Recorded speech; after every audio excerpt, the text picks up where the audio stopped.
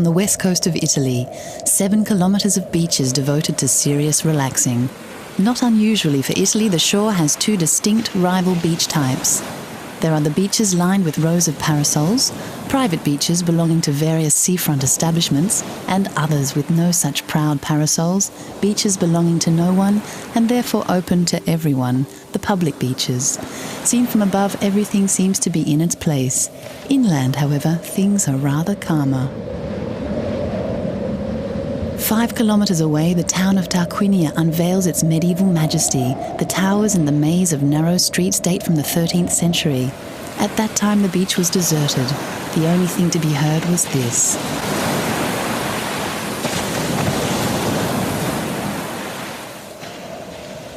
At best, one could catch malaria. At worst, one might encounter an invading Saracen army armed to the teeth. These are Tarquinia's most ancient remains, 200 tombs, 2,600 years old, and defined as a World Heritage Site. They were built before the Golden Age of Rome by the Etruscans. This great people did not frequent the beach, although they became rich from maritime trading. The Etruscans loved the arts, sex, and life. Angelo may have traded his ancestors' chariot for this miniature limousine, but he likes to think he is a true descendant of the Etruscans. Ciao! He knows every inch of Tarquinia like the back of his hand. First of all, he claims, because he is Etruscan. Secondly, because for 40 years he was the town surveyor. Angelo's greatest pleasure comes from revealing the beach's secrets and rituals to the visitors who flock here. The guided tour has its imperatives and sacred moments. At 10 in the evening or 8 in the morning. What are you doing? Do you want to come with me? Let's go and get a pizza. Do you want a cup of coffee?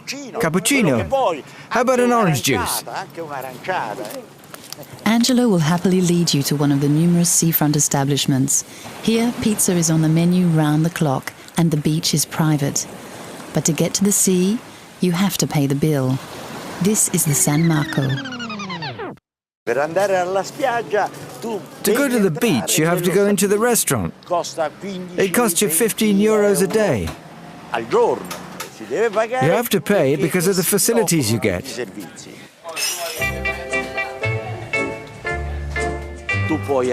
You can have a cabin to change in.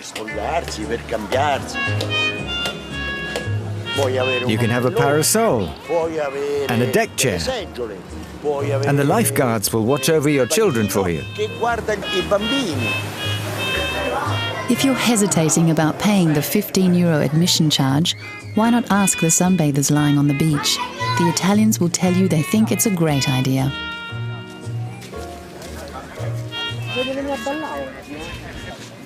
I'm from Tarquinia, and I've been coming to this place for 40 years. It's a private business that you have to pay for, but it still has the undeniable charm of Italian organization. At the moment, it's the sound system that's not working. They haven't turned the current on. I'll have to go up there to see.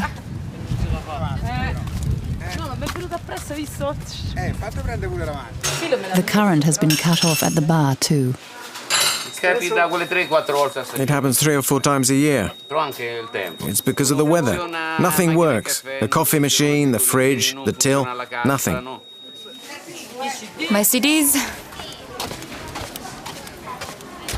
It's a crazy country. She won't forsake me.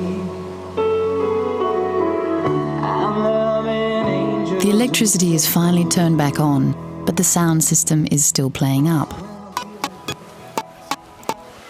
It takes more than this to dampen Italian spirits, and as long as there's coffee available.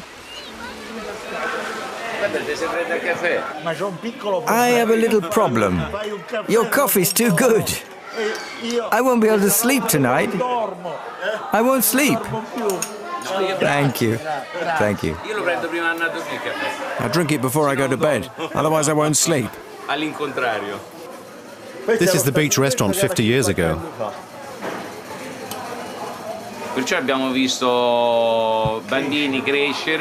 So we've seen kids being born and growing up, then coming back here with their own wives, children and family. It's repeated from one generation to the next.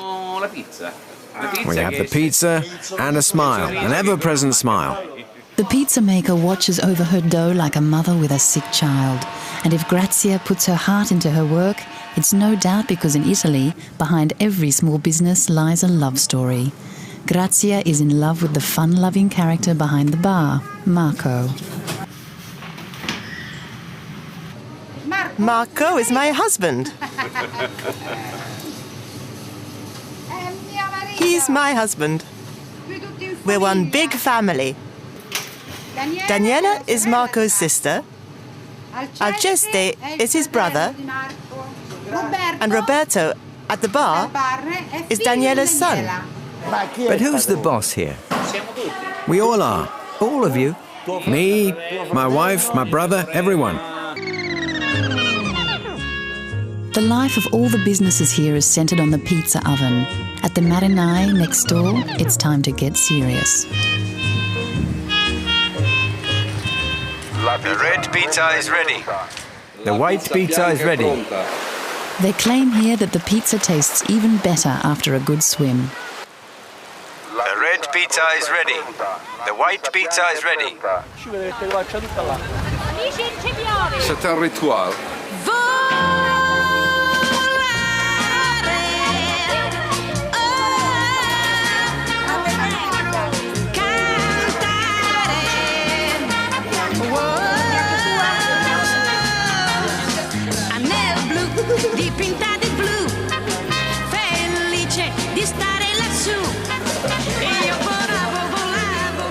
Sailing folk are appreciated here. That's why this restaurant was created by Italy's National Mariners Association. We have everything here. Yeah, move your glasses so we can see. As it's written on the man's T-shirt, only people from Tarquinia can be admitted. The cabins are spacious, and at lunchtime, between the watermelon and the mozzarella, Angelo's pals, all Etruscans like him, teach some rather unusual fishing techniques. This is for mullet fishing. Out there at sea, we bang them together. The noise attracts the fish. The mullet jumps, and when it jumps, I hit it. And my brother catches it in mid-air. It's a technique that only exists here. Why do Italians still go to the Balearics or the Seychelles? It's beyond me. Because they're Italian. They don't understand anything. I don't understand, because we have a beautiful sea here and great food. Like these grapes.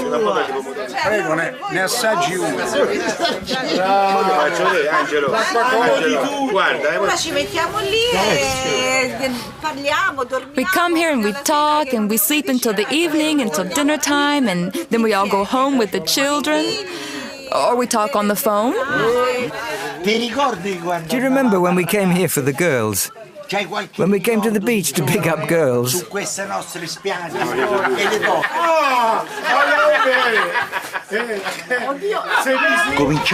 The first foreigners were beginning to come then. The Germans and the English girls. Not many French.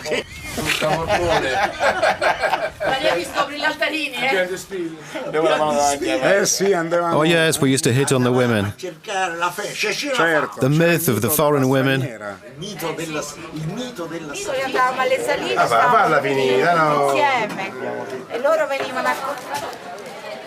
Meanwhile, back at the cabins... Oh, he got lucky, he did. He got lucky. You understand? With her. Valerio and Laura, the two of them together. And he never stops eating. The younger members of the Italian fishing families are particularly lively at the beach. They can play a continual game of hide and seek here as their parents try to relax a little.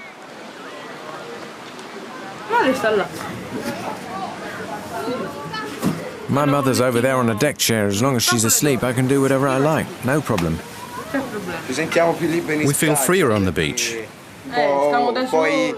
There's much more we can do here. 17, 18, 19, 20! The hide-and-seek technique has its limits. Italian mamas have eyes in the back of their heads. They're surveyed. They're free, but within limits. We, the mothers, are in front, and the kids are behind us, but we always keep an eye on what they're doing.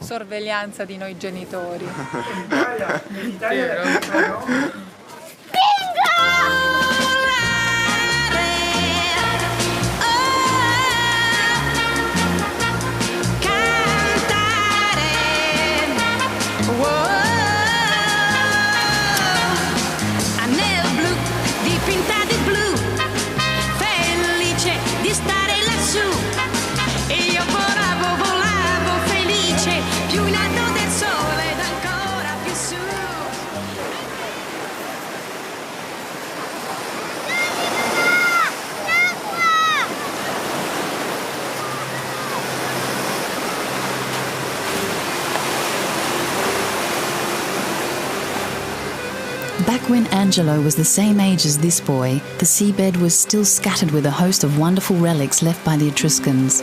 Many Tarquinians used to dive to see what they could find. Treasure hunting was a popular local sport. The most gifted diver of them all was Marco.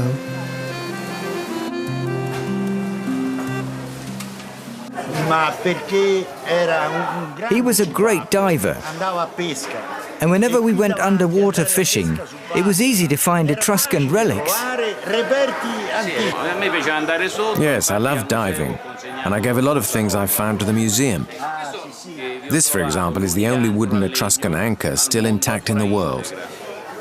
It's 2 meters 50 long and 2 meters 50 wide.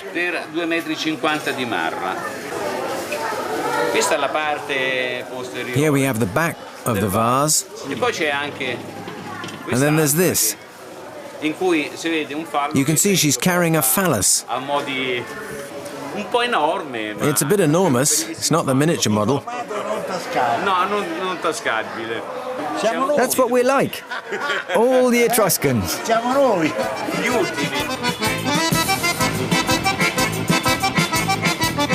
Such amphora with erotic illustrations, much appreciated by the Etruscans and their descendants, can no longer be found in the sea. You'll have to visit the Tarquinia Museum. In the former cloisters, Angelo shows us a few treasures worthy of the Kama Sutra.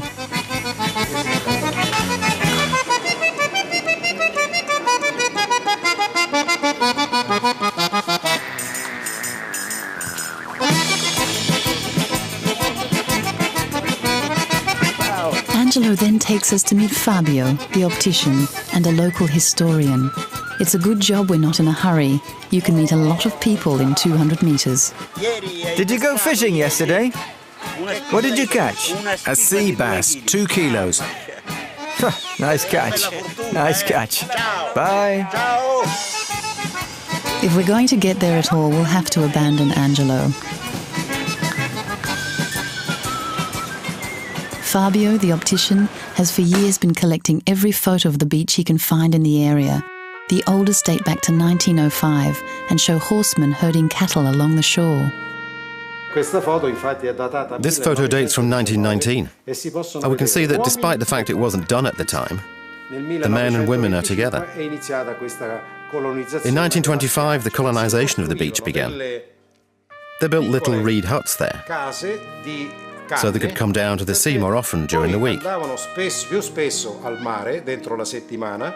And they would eat and take shelter from the sun and have a good sleep on the beach.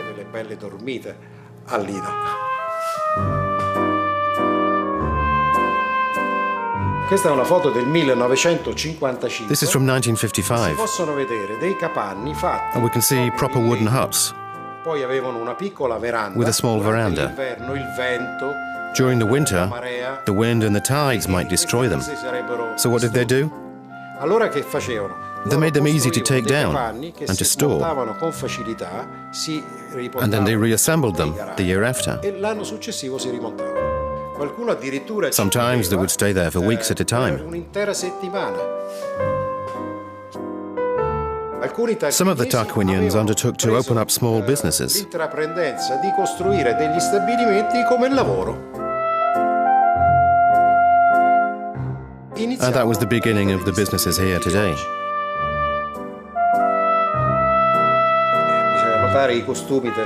Look at the little girl's costume. It's handmade, of wool. It would generally be made by the mother during the winter. A costume like that must itch a little.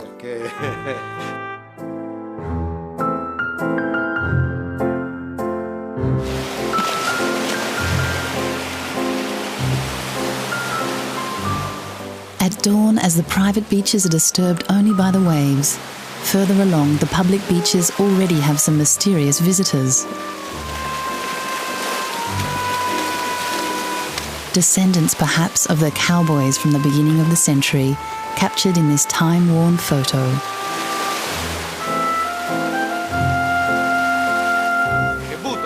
I'm a butero, like a cowboy. Cowboy and butero in Maremma is the same thing. The Tarquinian cowboys have long since abandoned their herds, but they're not about to leave their mounts. They train the horses to swim in the sea. It's good for their legs, apparently. But it's by no means easy. The animals are terrified of the waves.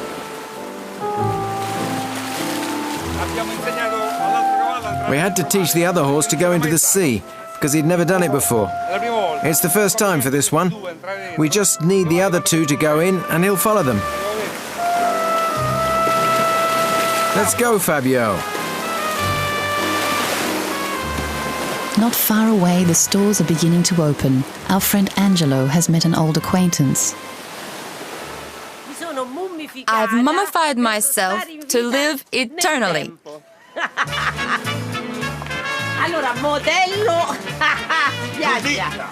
Carla was the first to open a fashion boutique on the beach. She's fabulous, isn't she? A little dress baby. A little skirt in the 30s style. All right. A little dress. Cool. Trinkets, souvenirs and postcards, all guaranteed made in Tarquinia, or almost. I come from Tarquinia, but I'm Cornetana, not Tarquinian, because Tarquinia was once called Corneto. For our ancestors, the name of Corneto came from the same word as horn. But that didn't go down very well. They changed the name to Tarquinia because for a man who said I am from Corneto, it was like saying I'm a cuckold. Significa cornuto. Certo. Angelo is on the move again, incognito with his hat pulled down over his ears to avoid being recognized every 2 minutes by an old friend. At the end of a winding sandy track is the public beach and car park. It's free, but the facilities are minimal. Any extra comforts are up to the visitors themselves. To each his own. A tight-fisted husband might find it perfect, but his wife dreams of a luxurious, immaculate seashore, like on the private beaches. You feel more at home here rather than in the private establishments where you always see the same people. Don't make me laugh. On the free beaches, it's easier to meet new people. And of course, we're saving money. That's by no means negligible. Well, yes, but they're not well maintained. We'd be better off on a commercial beach. Oh, but this is adequate.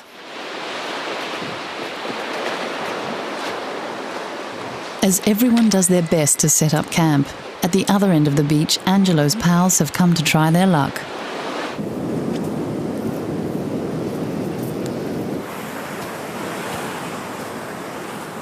Giulio is by himself. Dino is with his grandson.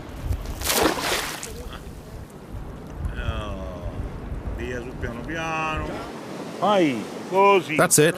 Good. Easy does it. You don't know your own strength. The net that is cast like that is known as the rezzaglio. Fishing with the Rezzaglio has been passed on from one generation to the next since Etruscan times. It's quite spectacular. Until you discover the catch.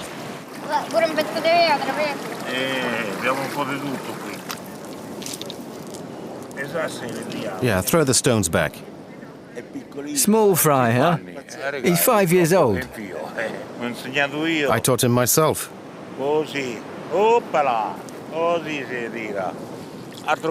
Us grandparents do everything.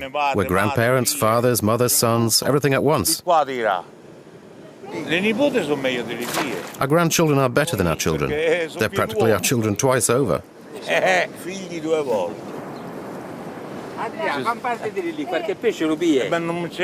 Adria, go and look over there. We'd be better at sea today, no? But there are fish here. In winter, when I dive in a suit, I catch fish like this. And he has the photos to prove it. This one's 5.4 kilos. Here's one of 4 kilos and one of 3 kilos.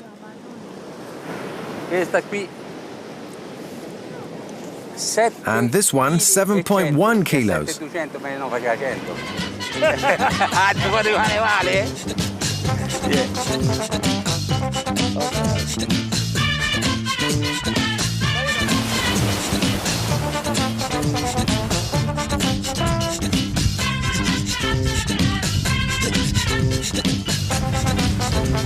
The muscle flexing and the sandcastle competitions will keep you busy until dinner time. And we can accompany Angelo to one of his favourite haunts. This restaurant has been run by the same lady for 60 years. I've thrown out plenty of men with a kick in the butt. Look. Look at this beauty. She can make you the most delicious seafood pasta, but at a price. Witness the conversation at the bar. The cost of going out to sea has gone up. It costs a packet to go out to sea now. Oh, right, nothing but bills. They increase the gas, the telephone, the water, the taxes. Everything's gone up. A mezzanotte sai che io ti penserò. Ovunque tu sarai. If you do have a few euros left, you might be tempted to shimmy a few dance steps. But then again, you might not. There's no discotheque in Tarquinia. No, there's only the places along the seafront. For the older Tarquinians, the most established ritual is the legendary passeggiata, the nightly walk after dinner. And there's one inevitable halt at the gelateria, the ice cream store. There are 40 different flavours. Even the most hardened ice cream connoisseur has a moment of hesitation before ordering, and yet the locals are initiated before they can walk. At 10 months old, you start off with a cone and a small scoop of ice cream. I've come all the way from Milan just to taste this ice cream. We have diet-based ice cream and ice cream for older people, ice cream with no fat and no sugar for diabetics, and low cholesterol. I don't like the slimline ice creams. I like the nice big ones with lots of calories.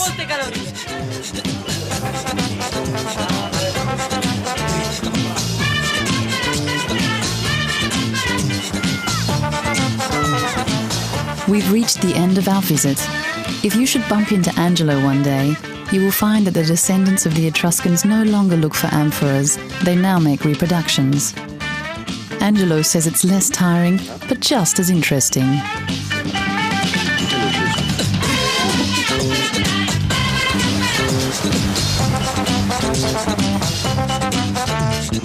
And even if the sound system is not what it might be at the San Marco, there's still a good chance of a surprise party invitation.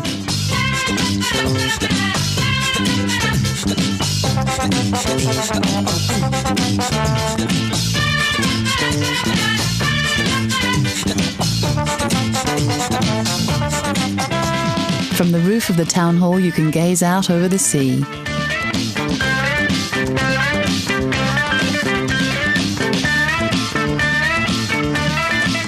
And if a smile appears on your face, the spirit of the Etruscans is definitely taking effect.